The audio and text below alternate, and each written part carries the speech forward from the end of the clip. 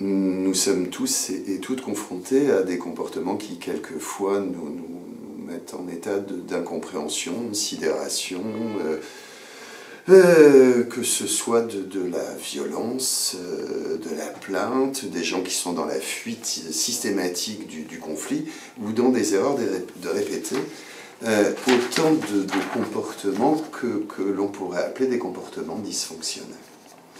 Alors, ces comportements dysfonctionnels, on a évidemment plusieurs façons de les regarder.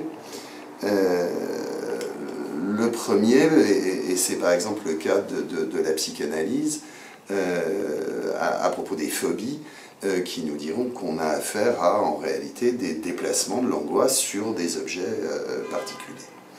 Une deuxième façon de les regarder, quand on a le sentiment que la personne qui est en face de nous ne sait pas faire autrement que de se plaindre, ou que de fuir, ou que d'être agressive, c'est une interprétation qui nous emmène du côté de la pathologie. Il y aurait quelque chose ici qui serait du registre pathologique. Troisième proposition, et c'est aussi de cette façon-là que pour ma part, je regarde un certain nombre de comportements dysfonctionnels, c'est du côté de la fonction de ces comportements. À quoi servent-ils à la personne qui les produit? Et là, forcément, ça nous emmène à aller du côté de besoins non satisfaits.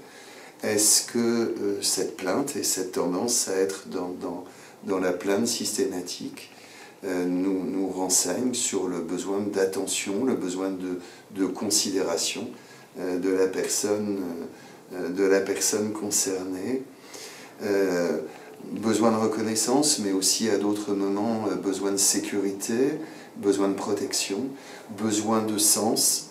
Les comportements dysfonctionnels, pour ma part, m'interrogent et me questionnent, et je parle de comportements répétés.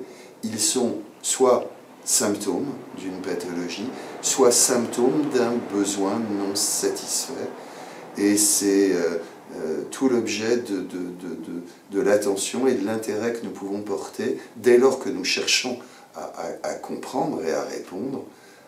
A-t-on affaire en réalité ici à un comportement qui fait fonction pour la personne, ou à un comportement sur lequel évidemment on n'a pas de prise, qui serait un comportement de type pathologique?